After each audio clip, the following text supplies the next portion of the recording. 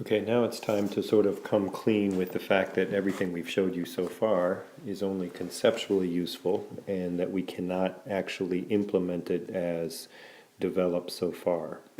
So, what do we mean by that? Well, the key to carrying out a hypothesis test at this point is to figure out the appropriate value of this alpha critical, okay?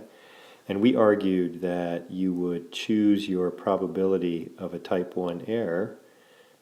Let's say we picked 0.05. The researcher always gets to control or choose that probability.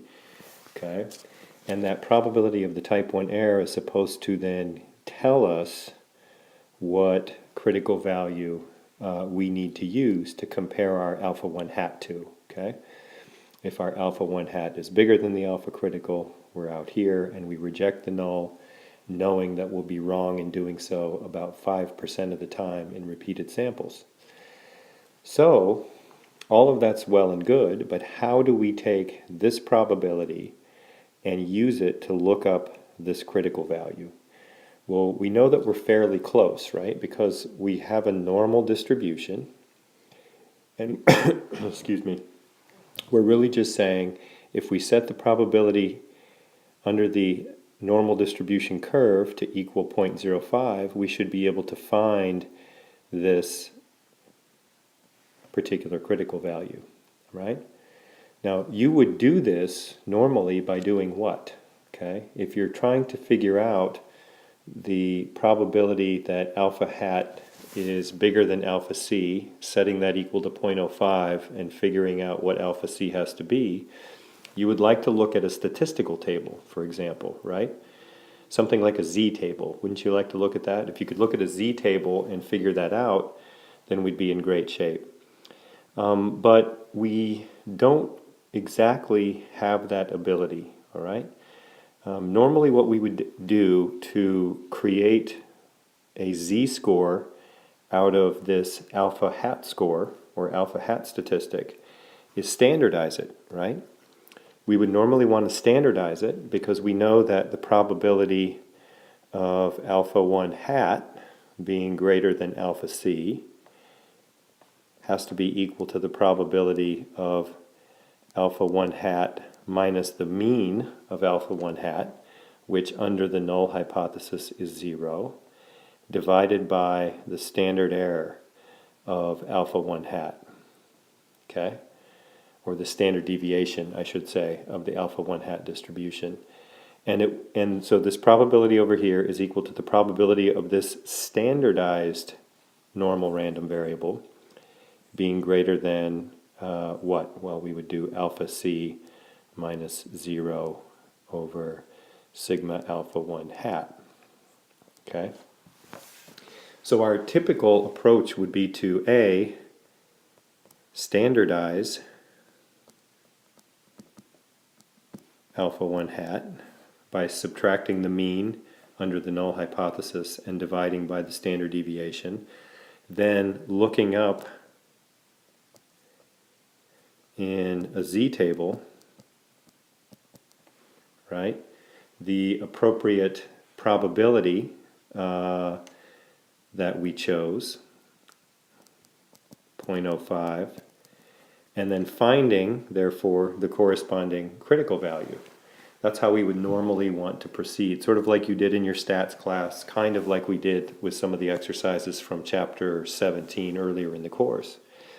There is one huge flaw in this particular process or this approach, and that is that sigma, the actual standard deviation of the alpha hat distribution, sigma is unknown, okay? Well, if sigma is unknown, so we can spell that out here. Problem. Sigma alpha 1 hat is not known. If sigma is unknown, what are we going to do? Okay? Instead of trying to convert our alpha 1 hat into a standard normal, we're going to create what's called a t-statistic, which is going to be our alpha 1 hat minus our mean under the null hypothesis. So it's going to be mu under HO, okay? Just like we did before, but now we're going to divide, instead of by a known sigma, we're going to divide by the estimate of sigma, which is the estimated standard error that's produced every time you run a regression, okay? So this is our substitute, if you will, for sigma alpha 1 hat. We are standardizing the alpha 1 hat, but instead of dividing by sigma, we divide by the standard error of alpha 1 hat, which is an estimate of sigma. Because it's an estimate, its value changes every time you draw a new sample and recompute your alpha 1 hat.